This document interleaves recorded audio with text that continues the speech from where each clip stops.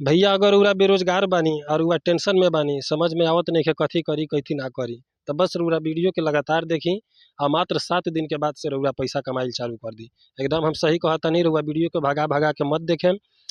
चाहे रउआ वीडियो के छोड़ के जाए मत, ऐसे कि रउआ वीडियो के छोड़ के जाएम चाहे भगा के देखेम तो रउरा कुछ बात समझ पाएम और कुछ समझ ना पाएम। तो रउआ वीडियो के लगातार देखिए, हम डायरेक्ट आवतानी मुद्दा पर। तो हम रउरा के काम बतावतानी, समझ जाए कि बहुत ही अच्छा काम बा। यही से हम पहले ही रउरा कह दिए कि रउरा बेरोजगार बानी तब ई वीडियो देखी, या टेंशन में बानी तब देखी। अगर कोई व्यक्ति बाकी 30-40 हज़ार रुपया कमाता तो उ लोग खातिर ई वीडियो नहीं खे। रउरा लोगिन हमरा के माफ करी, रउरा लोगिन वीडियो छोड़ के जा सकिले। लेकिन जे सही में बेरोजगार बा, जे दिन भर घर में पटाई रहता खटिया पर पलंग पर, ओकरा समझ में आवत नइखे, डिप्रेशन में बा कि का करी का ना धरी, या घर वाला से लोग ताना सुनता, तो उ लोग खातिर हम वीडियो बनावतानी। तो रउआ वीडियो पर बने रही, हम वीडियो के चालू करतानी। तो देखी भैया, सबसे पहले रउरा करे का बा, बेरोजगार बानी तब कोनो काम नइखे तब रउआ मात्र 2-3-4 तरह के रउरा मिठाई बनावे के सीख ली। ई मिठाई उठाई बनावल थोड़ा हलवाई जैसन काम बा, तो रउआ भागी मत, न तो कौन दशा में रउआ पड़ल बानी रउआ जानते बानी। तो रउआ 3-4-5 किस्म के रउआ सिर्फ मिठाई बनावे के सीख ली। उ जरूरी नइखे कि रउरा जाके मिस्त्री के लगे सीखेम। रउरा ऑनलाइन भी रउरा यूट्यूब पर सीख सकतानी। एक बेर रउआ सर्च करेम कि हई मिठाई कैसे बनाए, तो छेना कैसे बनाए, तो गुलाब जामुन कैसे बनाए, तो A to Z वीडियो पड़ल बा, आज ही रउआ देख के सीख सकतानी। तो रउआ 3-4 किस्म के मिठाई बनावे के सीख जाई। कौन मिठाई? तो जौन शादी बियाह में जौन मिठाई बनेला, जैसे बुनिया भइल, लड्डू भइल, रसगुल्ला भइल, गुलाब जामुन भइल, गांजा भइल, इहे सब 3-4 किस्म के मिठाई रउरा बनावे के सीख जाई। एगो ओकरा में औरी आइटम आवेला जौन कि खाजा आवेला। तो ई रउआ 3-4 किस्म के रउआ मिठाई बनावे के सीख ली ऑनलाइन के जरिए। आ दूसरा में रउरा का सीख ली, तो रउरा मछली चावल और मुर्गा चावल ई सब रउरा बनावे के सीख ली। आ रातों दिन तो मने सब लोग तो अपना घर में बनावते बा, खाते बा, पकावते बा। केतना मटेरियल में केतना का चीज़ डलाता, उ सब चीज़ रउआ अच्छा तरीका से जानतानी। ओकरे से रउआ गुना भाग करके रउरा आसानी से बना सकतानी।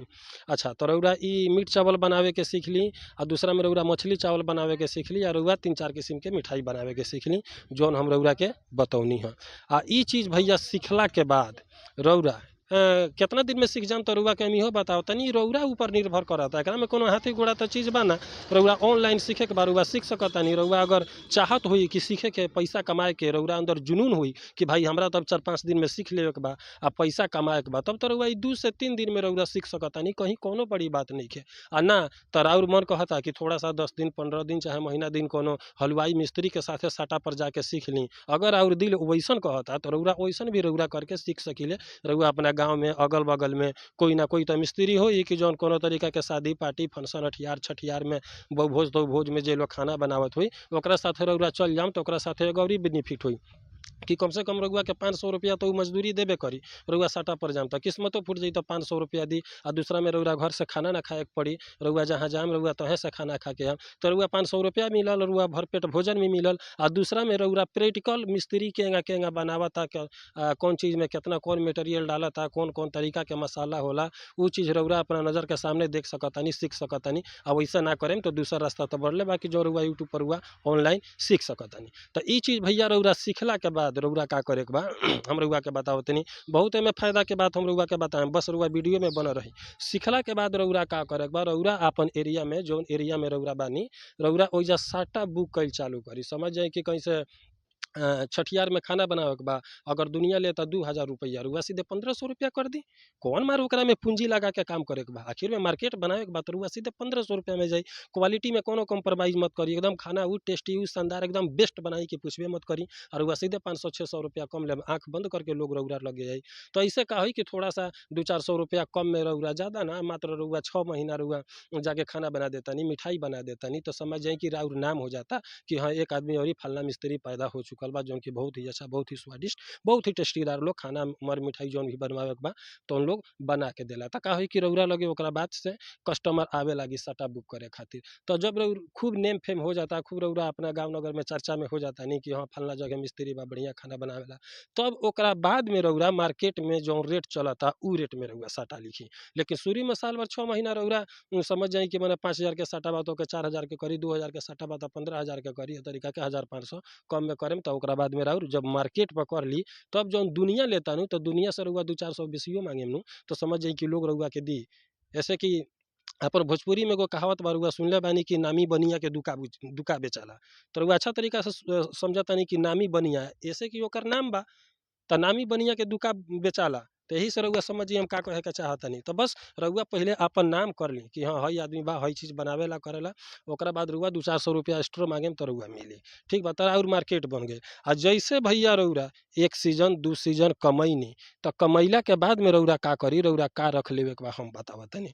जब रउरा लगे कुछ काछ पैसा हो जाता, रउरा कमा लेतानी, त रउआ भैया 4 गो डीजे रख ली। हम ई नइखे कहत कि रउआ आजे रख ली, रउआ जब कमा लेतानी तब। हम जबरदस्तियो नइखे करत कि रउआ रख ली, राउर कमाई बढ़ावे खातिर। हम रउआ कहनी यानी कि रउआ लगातार वीडियो पर बनल रहें। रउआ अपन कमाई बढ़ावे खातिर रउआ 4 गो डीजे रख ली, छोटा-सा मशीन रख ली, एगो मिक्सर रख ली, 2-3 गो माइक रख ली, बस। आ ओकरा साथ में जब फिर रउरा लगे थोड़ा बहुत पैसा हो जाता, चाहे रउआ खुद के पैसा के व्यवस्था कर सकतानी, तो रउआ 4-5 गो बर्तन रख ली। बर्तन कौन रख ली? समझ जाई कि रउआ बड़ा-बड़ा थोड़ा-सा मने 4 गो 5 गो डेक रख ली, खाना बनावे वाला, दाल-चावल बनावे वाला डेक रख ली। ओकरा बाद में रउआ 2 गो कढ़ाई रख ली। कढ़ाई रखला के बाद में 2 गो 3 गो नाद रख ली, आ 2-3 गो बाल्टी रख ली। समझ जाई कि ओकरा बाद में जौन कलछुल होला डब्बू उ रख ली, आ पानी भरे वाला ड्राम होला उ रख ली। मने हम रउआ के इतने सामान बतावतानी, ई ना कि समझ जाई कि कहीं बहुत बड़ी वीआईपी प्रोग्राम बा, चाहे कहीं बहुत वीआईपी शादी बा, जहाँ 4 गो 5 गो टेंट लागता, समझ जाई कि आधा किलोमीटर के रेंज में, तो उतना तो रउरा मैनेज ना कर पाएम। लेकिन समझ जाई कि जैसे छोटा-मोटा कहीं छठियार पड़ल, छोटा-मोटा पार्टी बा, जहाँ 100 आदमी 150 आदमी के खाना बनावे के बा, तो 100 आदमी 150 आदमी के खाना बनावे के खातिर उतना तो रउरा बर्तन रखिए सकतानी। 3-4 गो डेक, 2-3 गो कढ़ाई, 2-3 गो बाल्टी, एगो डब्बू, 2-3 गो कलछुल, चम्मच, गिलास, जग जौन भी ओकर सामग्री होला, उतना तो रउआ रखिए सकतानी। आ छोटा-मोटा में रउआ अपन देखले होखेम गाँव देहात में कि कहीं छठियार होला तो लोग आवेला, लोग डीजे बांध के लेके जाला। रात में लोग नाचेला, कूदेला, लोग एन्जॉय करेला। आ उ जगह पर पूरा बड़ा-बड़ा डीजे के सेट थोड़ी जाला, 2 गो से 4 गो डीजे जाला। तो छोटा-मोटा कार्यक्रम खातिर रउआ 2-4 गो डीजे रख ली, आ थोड़ा बहुत बर्तन रख ली। तो ओकरा से रउरा फायदा का होई?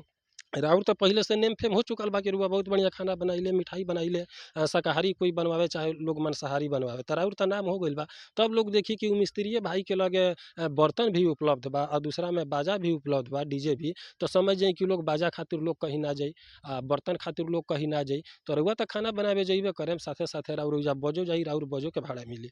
आ दूसरा में का कि राउर बर्तन जाई, राउर बर्तनों के भाड़ा मिली। अब जैसे देखी राउर कमाई के कगो रास्ता हो गइल, बाजा से 1 रउआ जाके जौन खाना बनावतनी ओकरा से 2, ओकरा बाद में बर्तन से 3 तरह के राउर कमाई हो गइल। तो एकरा में राउर नुकसान कथी बा? अब रउआ ऑनलाइन सीखे के चाहतानी ई सब चीज़ बनावे के, तो रउआ 5 दिन, 7 दिन, 4 दिन में सीख सकतानी। रउरा अंदर सही में अगर जुनून होई पैसा कमाए के, तो रउआ सीख सकतानी, कोनो बड़ी बात नइखे। चाहे रउआ मिस्त्री के साथे जाके सीखे के चाहतानी, तबो रउआ सीख सकतानी। ई भैया रउरा ऊपर निर्भर करता। हम अच्छा तरीका से जानतानी। अगर सही में रउआ बेरोजगार होखेम, रउआ एकदम तनाव में होखेम पैसा खातिर, तो ई जैसे हम जेतना बात बतौनी है, ई बात सुनते रउरा अंदर के एनर्जी एकदम चेंज हो गइल होई। एमे तो कोनो पूंजी भी नइखे लागे वाला। रउआ एगो हलुवाई के देखत होखेम कि जौन एगो हलुवाई होला, उहो लगन के दिन में फ्री ना मिलेला। आ लगन के दिन में 2 लाख 4 लाख रुपया पीट के धऽ देला।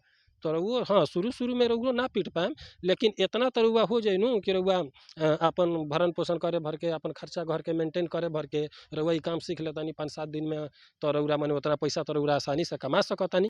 तो भैया हम उम्मीद करतानी कि जौन चीज़ हम रउरा के समझौनी हो, तो रउआ बहुत ही बढ़िया तरीका से समझ चुकल बानी।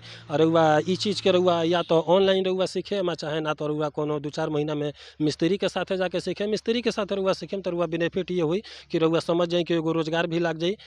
माने 500, 600 चाहे 400 रुपया रउआ के दी, आ दूसरा में रउआ सीखियो लेम, चाहे रउआ ऑनलाइन सीखी। तो हम इहे जानतनी कि रउआ अगर सही में बेरोजगार बानी, या तनाव में बानी, एकदम परेशानी में बानी, तो ई शब्द जैसे रउरा सुनले कि रउआ अंदर बेचैनी हो गइल होई कि भाई सीखी, आ इहे जोश के साथे जाई, काम सीखी, आ बहुत बढ़िया तरीका से पैसा कमाई, आ भगवान के कृपा से राउर घर परिवार एकदम स्वस्थ रहे, मस्त रहे, आबाद रहे। अब यही के साथे विदा लेतानी। नमस्कार, प्रणाम, जय हिंद, जय भारत, जय हो भोजपुरी समाज।